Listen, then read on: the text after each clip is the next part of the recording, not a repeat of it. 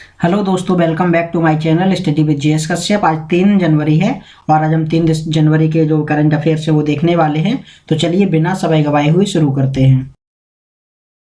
सबसे पहले हम 3 जनवरी का इतिहास जान लेते हैं। तो आज के ही दिन 1621 ईस्वी में जो आपके साइंटिस्ट थे गैलीलियो, इन्होंने आज के ही दिन टेलीस्कोप की खोज की थी। इन्होंने टेलीस्कोप है उसकी खोज की थी आज के ही दिन 1621 में।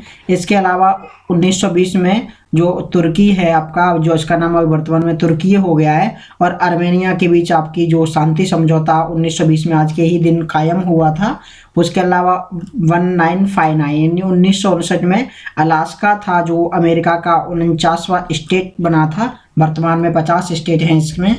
उसके अलावा आपके जो 1974 में जो कॉन्स्टिट्यूशन ऑफ बर्मा, जो आपका बर्मा है अभी म्यांमार जिसको कहा जाता है, उसका संविधान आज के ही दिन अपनाया गया था 1974 में। और 2006 में गूगल ने यूट्यूब को मतलब अधिग्रहण कर लिया था, यानी यूट्यूब को 2006 में गूगल ने खरीद लिया था। और उसके अलावा 2012 में पाकिस्तान की जो आपकी नोबेल प्राइज विजेता हैं आपकी मलाला यूसुफजई, इनको आज के ही दिन टेररिस्ट लोगों ने गोली मारी थी। तो ये कुछ आज के महत्वपूर्ण इवेंट्स थे तो वो हमने कवर किए। तो चलिए आइए पहला प्रश्न देखते हैं। पहला प्रश्न है आपका, हाल ही में किसने स्मार्ट कार्यक्रम लॉन्च किया है? ऑप्शंस हैं आपके ministry of education, ministry of Ayush, MSME या फिर MOHUA यानी आवासन और शहरी मामले मंत्रालय।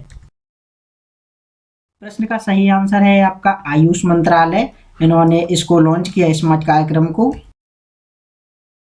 तो आयुष मंत्रालय ने आयुर्वेद में शोध और विकास को बढ़ावा देने के उद्देश्य से इसको ध्यान में रखते हुए स्मार्ट कार्यक्रम को शुरू किया है। इस कार्यक्रम के जरिए आयुर्वेद कॉलेजों और अस्पतालों के माध्यम से प्राथमिकता वाले स्वास्थ्य अनुसंधान क्षेत्रों में वैज्ञानिक अनुसंधान को बढ़ावा दिया जाएगा। केंद्र सरकार के प्रयासों के चलते ही आज आयुर्वेद पूरी दुनिया में के लिए एक संजीवनी का काम कर रही है। आयुर्वेद में शोध और विकास के लिए आयुष मंत्रालय का स्मार्ट कार्यक्रम आने वाले समय में एक मील का पत्थर साबित हो सकता है। तो ये लॉन्च किया गया है आपका आयुष मिनिस्ट्री के द्वारा। अगला प्रश्न है आपका, हाल ही में विंटेज वाहनों को अलग से पंजीकरण करने के लिए कौन सा राज्य मतलब ये इस पहल को शुरू किया है? ऑप्शंस हैं आपके ओडिशा, हरियाणा, पंजाब या कर्नाटक। प्रश्न का सही आंसर है आपका ओडिशा। ओडिशा ने अभी विंटेज वाहनों का अलग से रजिस्ट्रेशन शुरू किया है। तो विंटेज वाहन क्या होते हैं? जो 50 साल से ऊपर के जो वाहन है, पुराने जो धरोहर के रूप में यूज किए जाते हैं, उनको विंटेज वाहन कहा जाता है। तो ओडिशा राज्य सरकार ने एक नया नियम लेकर आई है जिसके तहत ऐसे वाहनों को दूसरा जीवन मिलेगा जो कम से कम 50 साल पुराने हैं। अक्सर कलेक्टर एडिशन का जो आपका हिस्सा बनने वाले इन बेशकीमती वाहनों को इनके मालिक एक धरोहर की तरह सजोकर रखते हैं। मतलब इनको एक किसी बड़े वाहन लोगों का होगा या कोई फर्स्ट एडिशन होगा, मतलब कुछ ऐसी जो आपके कारें होती हैं या फिर जो बाइक 4 व्हीलर और 2 व्हीलर दोनों के लिए इसको यूज किया गया है। तो जो पुराना है बहुत ज़्यादा और किसी उसकी कुछ स्पेशलिटी है तो उनके लिए ये आपका रजिस्ट्रेशन किया जाएगा। और आपका जो गवर्नमेंट का जो सड़क परिवहन और राजमार्ग मंत्रालय, इसका केंद्रीय मोटर वाहन जो अधिनियम है आपका 1989 में, इसके तहत इसमें मतलब इसके पुराने मोटर वाहनों का पंजीकरण प्रक्रिया के लिए प्रावधान किए जाने के बाद ओडिशा सरकार ने सोमवार को 50 साल से पुराने वाहनों के लिए यह जो आपका स्कीम है इसको लॉन्च किया है। तो इससे आपका जो इससे नए वाहनों को जो आपका नया पंजीकरण किया जाएगा उसमें जो उनको सीरीज दी जाएगी उनका जो नंबर VA से स्टार्ट होगा। VA मतलब विंटेज जो आपकी सीरीज है उसको एक यूनिक रजिस्ट्रेशन मार्क किया जाएगा VA, जिससे विंटेज का आपकी पहचान हो जाएगी। अगला प्रश्न है, हाल ही में चुनाव आयोग ने किस राज्य में मिशन 929 शुरू किया है? ऑप्शंस हैं आपके सिक्किम, हरियाणा, मेघालय या त्रिपुरा। इस प्रश्न का सही आंसर है आपका त्रिपुरा। त्रिपुरा ने अभी इसको शुरू किया। तो चुनाव आयोग ने आगामी विधानसभा चुनाव में त्रिपुरा में मतदाताओं के मतदान को 90% से अधिक तक ले जाने के लिए मिशन 929 शुरू किया है। तो इसमें क्या है, आपका जो मतदान है उसकी परसेंटेज को बढ़ाना है।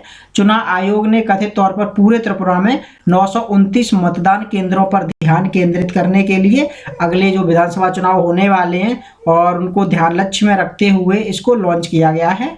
और चुनाव आयोग के अनुसार जो 929 जो मतदान केंद्र हैं, इनको 2018 में जो आपका मतदान हुआ था, इसमें 89% से कम का आपका वोटिंग की गई थी, तो इसको 90 प्लस करना है, इसीलिए इस मिशन 929 को शुरू किया गया है।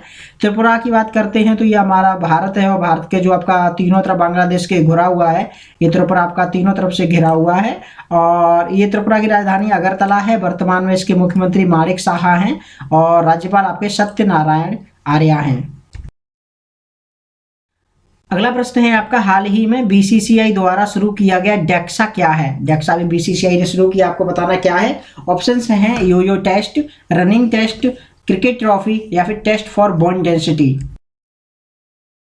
प्रश्न का सही आंसर है टेस्ट फॉर बोन डेंसिटी, यानी इसके लिए वसा का भी इसमें टेस्ट किया जाता है, बोन डेंसिटी का टेस्ट जाता है। तो भारतीय जो क्रिकेट कंट्रोल बोर्ड ने डेक्सा टेक्स को लागू कर दिया है। इसकी फुल फॉर्म जो होती है डुअल एनर्जी एक्सरे एब्जॉर्प्शमेट्री, जो इसकी फुल फॉर्म है।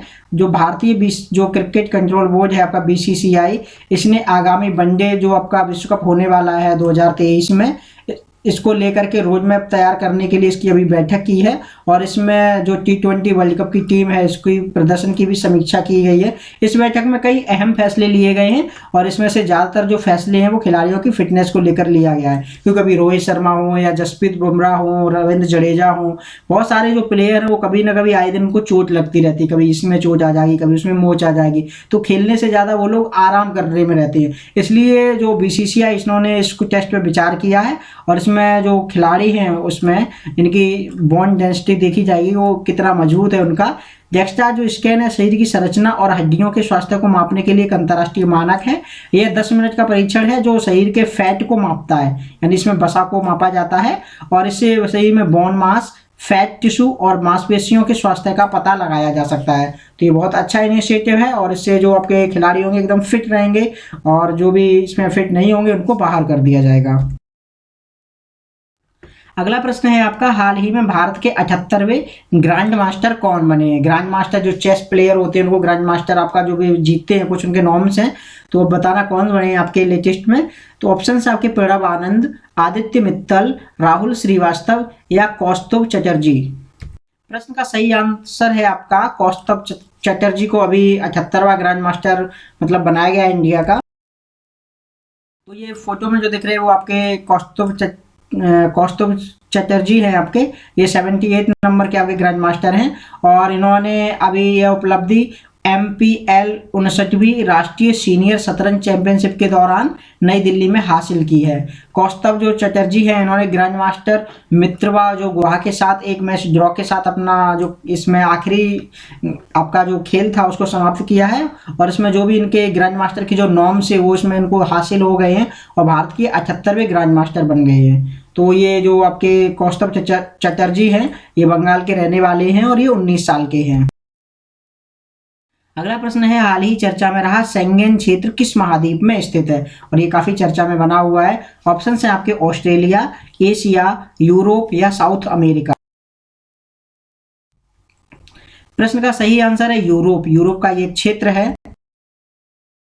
तो हाल ही में क्रोएशिया जो आपका एक देश है इसने शेंगेन क्षेत्र में शामिल हो गया है और उसने यूरो को अपनी मुद्रा के रूप में अपना लिया है और यह इस संगठन का 27वां सदस्य बना है। ये एक्चुअली है क्या, ये क्षेत्र जो है इसमें एक क्षेत्र से दूसरे क्षेत्र में जाने के लिए आपको कोई पासपोर्ट नहीं चाहिए, कोई वीजा नहीं चाहिए, आप इन देशों में आराम से घूम सकते हैं। इसी क्षेत्र को जो उनका एक एग्रीमेंट है उसको शेंगेन मतलब क्षेत्र कहा जाता है। तो शेंगेन क्षेत्र में इसमें 27 देश हो गए हैं, पहले 26 थे और अभी ये जुड़ गया तो 27 देश हो गए हैं जिन्होंने अपनी अपनी आपसी सीमाओं पर सभी पासपोर्ट और सीमा नियंत्रण को समाप्त कर दिया है। मतलब ना तो पासपोर्ट चाहिए और ना कोई बॉर्डर सिक्योरिटी है इसमें।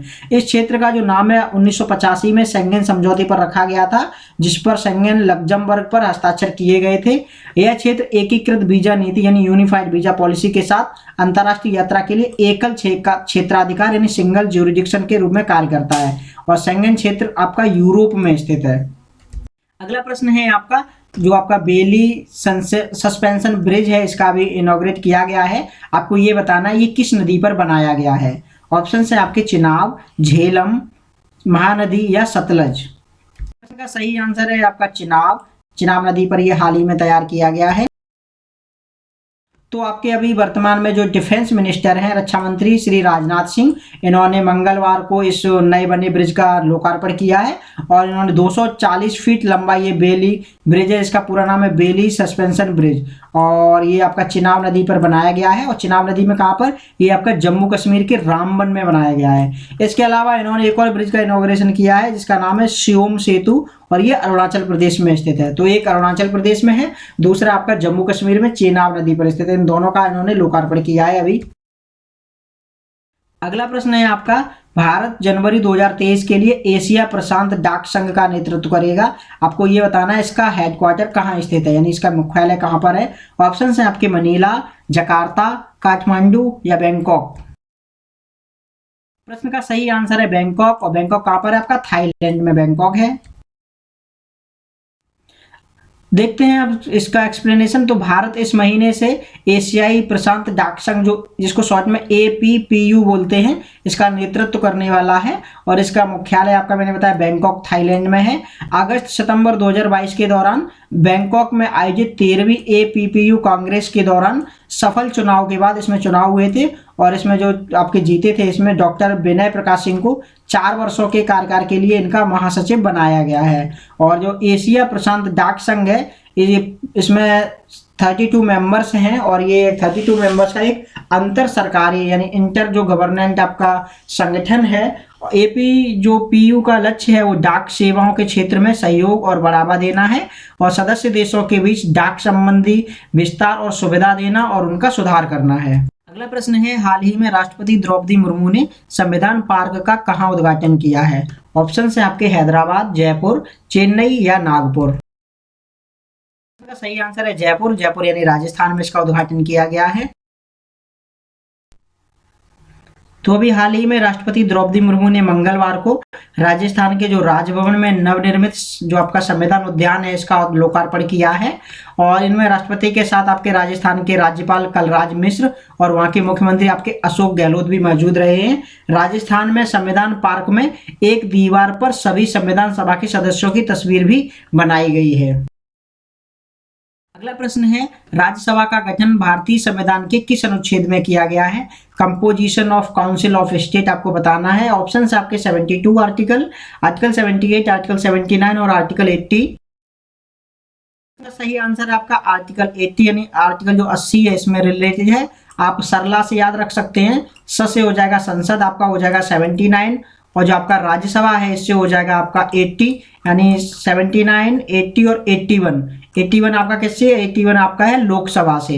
तो सरला से याद रखेंगे तो ये सरला हो जाएगा, ठीक है।